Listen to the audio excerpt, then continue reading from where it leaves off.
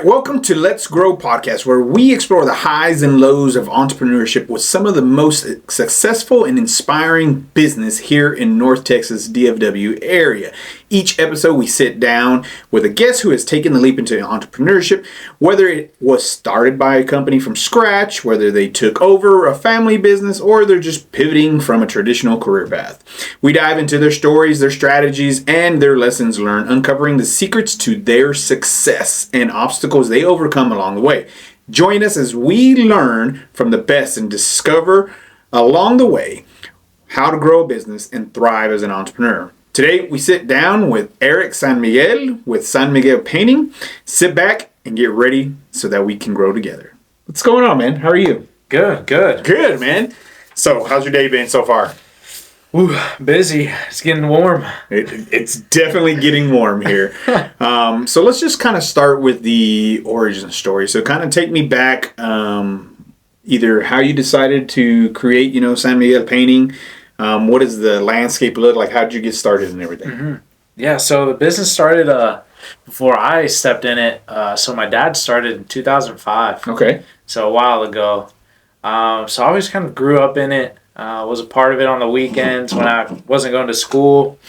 But around 2017, I was finishing college, didn't really know what I wanted to do. I just knew I liked business. So tried the whole community college thing, and I was like, this isn't for me. I'm falling asleep in class. I'm not a big reader. I'm like, I can't just sit here. Yeah. So I've always been a doer. So have you always been here in DFW or? Yeah, always in DFW.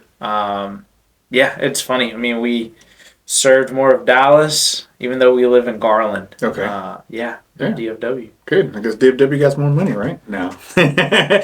But you said you liked the business aspect. So, a lot of people, they think about starting a business or wanting to take over a family business, but they never do. Right. So what gave you the courage to actually take the leap, and what were you maybe most afraid of? I guess I wasn't super educated on like what it was running a business. I'm a positive person, so I always saw like the upside. But I love people, so I love being able to connect with them and see how we can develop together. So I think it was just that. Yeah. Like building something cool, building a team. I love soccer, so that's what I really like. When I give examples to my team, they love soccer too, so that's how I piece it all together. Yeah. And I'm just trying to build a badass soccer team. Really. Yeah. It's all about team sports, right? Yeah. And business is the same thing. I mean, you see a lot of business owners, entrepreneurs, they always reference team sports. Like even when it comes to, okay, how do you practice your craft? Well, what do you think these athletes are doing? They practice hours upon hours and hours, and then guess what? In business, do you have a business coach? Well, guess what? The most successful athletes have like 5 type of different coaches: a shooting coach, a defensive coach, a conditioning coach, right? They have a coach. It's having a coach. So, it's always great to reference, different things when it comes to team sports into business, because they all, depending on how you want to grow your business and scale it, but a lot of them have great, pros that help them do it and whatnot. So what do you think you're most afraid of? I'd say probably afraid of not completing or making it to the big picture that I have. Okay. That's probably my fear. But it's not a big one because I think I have what it takes, and it's definitely, like from where I started to where I am now, there's a big difference. Yeah. So I think seeing that takes that fear away. But I think it's a fear that I do have. Yeah. So okay, so what is your big vision for San Miguel Painting? Like, where do you see it? Maybe is it a 5 years or maybe 10 years? Like, what is that big vision, that big goal that you have? Yeah. So 5 years would be, we've written it down, we would be at 2.5 million, so revenue. Okay. That would put us about 27 people. That'd be 17 painters, so we call it like 17 people, 17 feet on the street is what we call it. And then the rest would be like a bookkeeper, accountant, admin, uh, two salespeople, door to door. So that's kind of what the team looks like. But I think we're starting, even though we're not there yet, it's cool to see like how we're starting to shape up, because we did an org chart of what we are now to where we are going to be, and we're starting to look like that $2.5 million company, but not even there yet. Yeah. But that's a good sign, because I always tell my team, my admin team especially, if we want to earn bigger dollars or be that revenue company, we have to start acting like that company. Yep. We have to start thinking like that company. It's not just we're going to do the same thing we're doing now. Yeah. But that's the bigger picture. And then diving in, having a commercial division as well. Oh, nice. That we specialize in residential repaints. And then we offered commercial, but I didn't want to be that painter that doesn't specialize in something and does what they're good at every day. Yeah.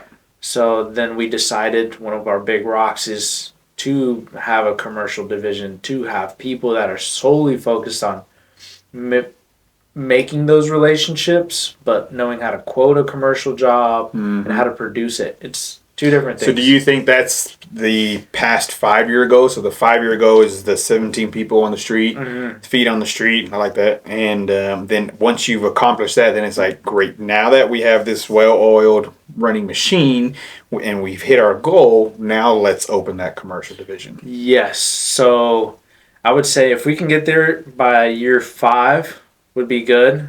Squeeze that into that, because we know we're ahead of our goals. But I would say within 10 years, that'd be a healthy goal to have that commercial running as well as the residential side. Yeah. Mm-hmm. So how many people do y'all have now? So we have about 7 full-time painters. And then I'm the sales guy, but I'm also the CEO. And then I have 3 admins. So 1, they're all overseas, but they work just for me, and they're amazing. 1 is like my second brain. I call her like my integrator.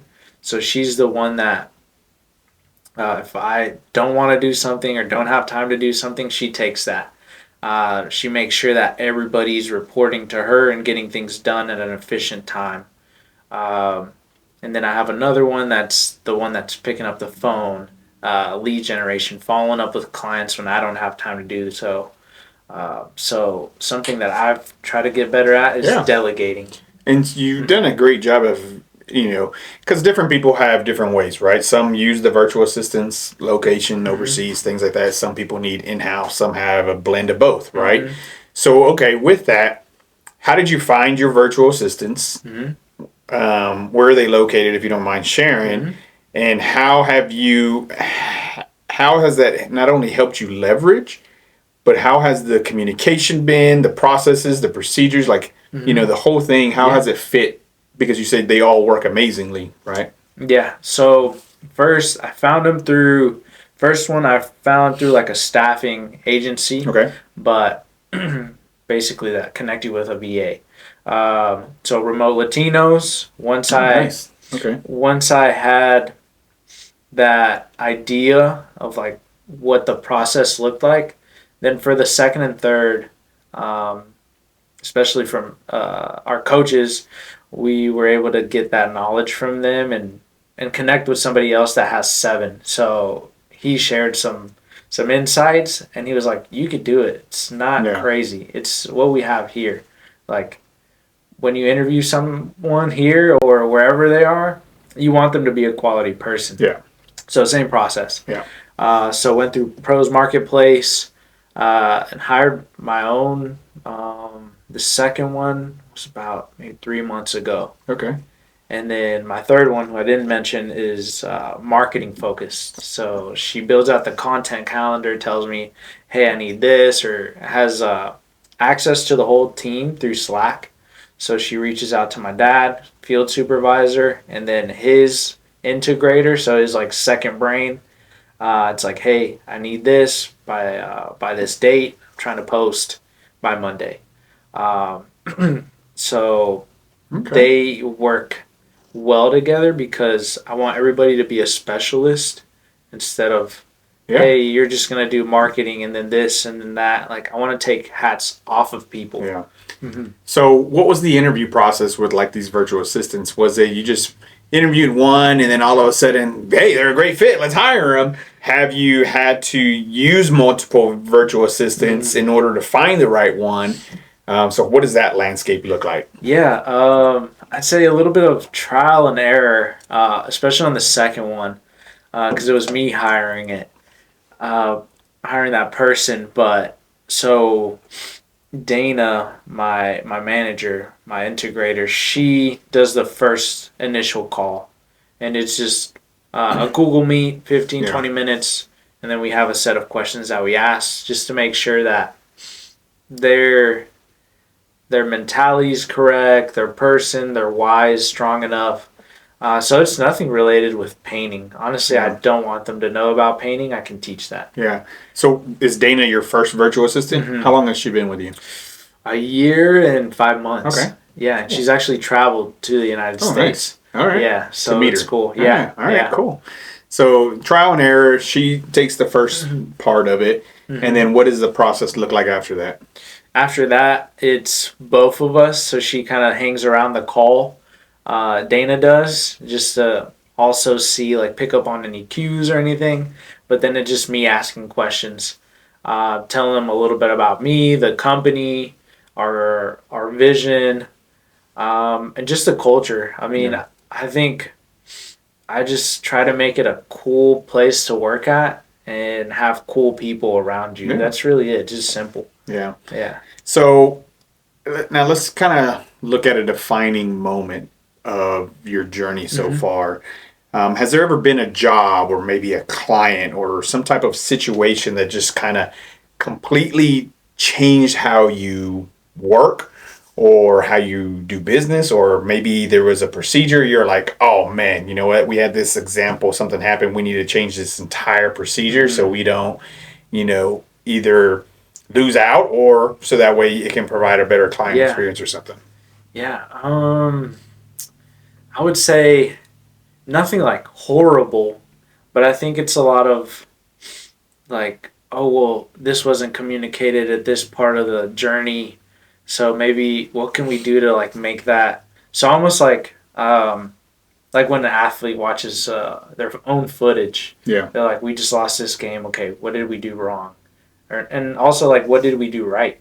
Because we did these things right up until Whatever maybe point. cleaning Yeah. or something like that. That handoff or hey, we're not asking for a review. So it's just reviewing Yeah. the things that went well to the point where it went bad. Yeah. Mhm. So do you think painting is underestimated in the consumer's eyes out there as a trade itself? I think so. Yeah. Why do Yeah. you think that is? I think so because I think people don't see the amount of prep that needs to go into it to get it right. Yeah. I mean, anybody, I tell clients, and I'm always honest. I mean, that's something I put as my differentiator when I tell them. Um, but like anybody can paint, but I not, can't. That's my wife. I don't paint. but not everyone can do it well Yeah. or has a process. Yeah. So that's why it takes a homeowner maybe 2 weeks to a month to paint a room this size. And a painter will come in, two guys will knock it out for sure in a day. Yeah. So it's that same reason. It's just not enough. They don't know how much prep needs to go into it. Do you think that's the biggest thing that people misunderstand about your industry is the amount of prep that it takes to do it? Yes, for sure. Because we're not tearing down walls. It's nothing like we're carrying bricks. So it's nothing like that's super stressful on your body. Yeah. But it's a lot of details. And I think people don't know how much it takes for those details until they have to paint or something like that. Yeah. Yeah. Yeah. No, I get it. So let me ask you, what drives you daily? So like when you show up to either a job site or to the office, what's the thing that kind of still just fires you up? Because, entrepreneurship, it can be there's a lot of burnout, right? Mm-hmm. A lot of people start off as a hobby, Right. so what motivates you daily to say, you know what, here's our goals and I still want to do this every single day? Yeah. Well, one is I work with my dad, so I think it's cool that like he's learning more from me now than I was from, or that I am from him. So he drives me a lot because I want him to experience the stuff that maybe I didn't get to experience as a kid. Uh, and like with these investments that we're making and coaches and stuff, it's taken us to other places. So it's cool to see. That's my why. And then second, like my wife, my kids. I don't have kids yet, but they're coming. Um, I want everybody to have the opportunity to, if they want to step into the business. But I want to give everybody the opportunity to have a quality life and be able to provide that as a father for my family, but also for the rest of my team. So if anybody that works for me, to be like, I can afford a car, I can buy a house. Yeah. Yeah. So what do you think, or how important is it for you to know that San Miguel Painting is a locally owned and operated business, right? Mm-hmm. And what does that look like in the community standpoint? Because, there's other probably, let's say, franchises, there's bigger corporate minded type companies, and they're not as involved into the community. So how do you view San Miguel Painting in the community and what keeps it there? I would say, well, one, I mean, we live in Garland, so we're starting to do more projects in Garland, which is nice because we're getting known in our own community. Yeah. But we've been doing more networking, so that's important with Let's Grow. So we enjoyed that, but we want to be able to help our community. So one thing I'm actually starting to just had a conversation earlier is we may get involved with GRCTC, Okay. which is just like a specialist school. So for kids that maybe don't want to do the traditional route of going to college, like a trade. A trade, and they're connected with I think it's at 7 high schools in Garland. Okay. So I'm trying to get connected with them to just be a resource. I mean, Yeah. I wish I had more direction when I was younger. Then, and I get it. I mean, my parents were like, "Hey, go to college because that's what everybody else is doing." But I mean, not every kid wants to take that route. Yeah. Mm-hmm. So what do you think is maybe one or three things that kind of defines a job well done? Like after y'all complete a job, how do you know that, or what are your, your check marks that say when you look around, like it's complete, it's finally done to our standards, values? Like what are those defining things in the process? So one is that there's nothing to be cleaned by the client. So everything's cleaned up because I mean, nobody wants to hire a contractor and then it's like, oh, well, I gotta clean it now, I gotta do all this. So one is just a clean site and just the face on our client. Like you could tell when, I mean, it could be gloomy outside, but to them it's sunny. They're like, oh my God, I'm finally done. Like this looks amazing. That, and then just like my team just being like, hey, this client's like super happy and we enjoyed working here. And for everybody to be happy, but also collect that last review and it be a 5-star review. Yeah. That lets us know that, well, we provided a great experience, a stress-free experience. Yeah. So on your cleaning, do you have your own cleaning employees or do you kind of contract that out and have a cleaning company that you partner with or something and get the homes cleaned? So usually we already try to keep the space as clean as possible throughout the process. So that helps keep dust to a minimum. But we do most of the cleaning. If it's something where we tore down a lot of drywall to replace it, and then we would hire somebody else. But first off, I mean, we always try to keep dust at a minimum. That's why we have like extractors and air scrubbers, because it's easier to just clean up and wrap up all the plastic than after you're wiping down the floors or any of that. So So yeah, we have a process. Yeah. Yeah, great. You know, one thing that you could probably do if y'all do your own cleaning is just maybe also just partner up with the cleaning company and Yeah. maybe get like a special and just tell the homeowner, you know what, I know we only painted the kitchen, but the way we handle our clients and our customer service is we're actually going to just clean the whole house for you, right?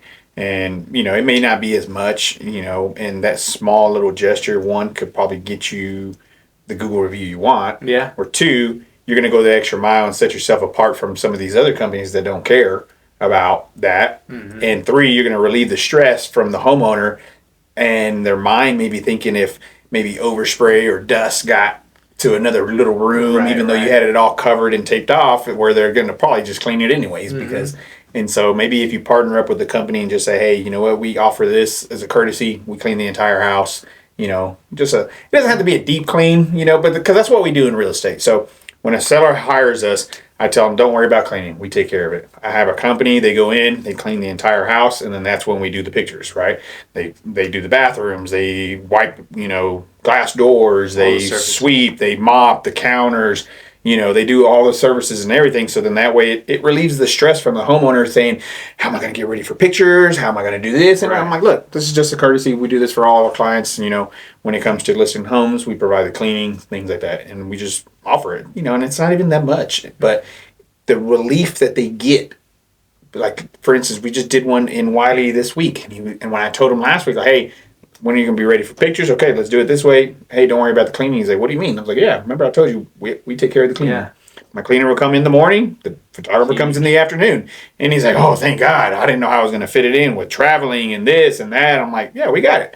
And just seeing the relief from their face knowing that, you know, and it only costs us a few $100 or whatever it is. Right. Because of the partnership we have with the cleaning company. But, yeah, maybe just keep that in mind. Like, it could help with several other aspects, but the biggest thing is going to help set you apart from these other companies that don't do it. For sure. You know? Yeah, providing more value. Yeah, yeah. And so if every homeowner or contractor or builder in the DFW heard this episode, right, what is maybe one thing you want them to know about you or your company? We shoot it straight. I mean, if you want to work with a company that you don't have any stress over, or when we give a proposal, everything that's on the proposal is what's going to be followed. That's the price till the end. There's no additional work orders or, hey, we actually didn't price this right, it'll be a little bit more, like, but yeah, just simple. I mean, we're honest, transparent, and we do a good job. Yeah, nice. So I know we talked a little bit about 5 years, 10 years, talk about the commercial, you know, big vision. How do you want to be viewed in the community? How do you want San Miguel Painting to be viewed as? I'd say a trusted resource. We're here to educate. I mean, what I like about like our sales process is we've actually changed the name on it, and it's we call it helping people through the buying decision. So in a way, it's just being a resource, being there for anybody that needs, if they need our services or just have questions, we're happy to help. Yeah. And that's the biggest thing, right? A lot of people just want to be educated on the things that they don't know. And that's where I see a whole bunch of homeowners, you know, they get taken advantage of, is because they don't know, and these other companies or agents or, you know, whatever industry they are in, they come and they just take advantage. You know, I have a homeowner right now where, you know, she hired a painter to do a room, and she found him on Facebook or something, or somebody in the community, and he just came and did a shit show on this one room. It just needed touched up because they had those LED lights, and when they ripped them off, the paint came off and stuff. And the guy was like, oh, well, we can just add trim to it and make it look like a panel wall. And I was just like, what? And then, yeah, he just took advantage of her. And I was just like, oh, I told her, look, we can't do it. Let me find somebody for you. Let me give you somebody, paint this one room, touch it up and whatever. And then she was happy, right? But it was just because they weren't educated. It was just so many people don't know, and they get taken advantage of. So how can people get a hold of you? If they want a quote, they want you to come bid their home, you know, or just talk through things of like your processes and stuff. Like, how can people get a hold of you? Yeah, our best way to reach out is through our company phone number. And if you're trying to get in touch with me or someone from their team, you can let the appointment setter know. But 469-405-2538, or just look up San Miguel Painting and we'll show up. I mean, we're on everything. Yeah, man. Well, I appreciate you coming in today. Thanks for sharing kind of your story, your things like that. Quick shout out to C4. They're not a real sponsor, but maybe one day they'll see this episode because I drink so much a day, and maybe they'll send me some free C4 or something. No, but nice. Everybody, thank you for tuning in. If you are a small business owner and you're looking to get out there in the community, definitely share this with them. Reach out to us where we can be a resource for you. And until next time, let's grow.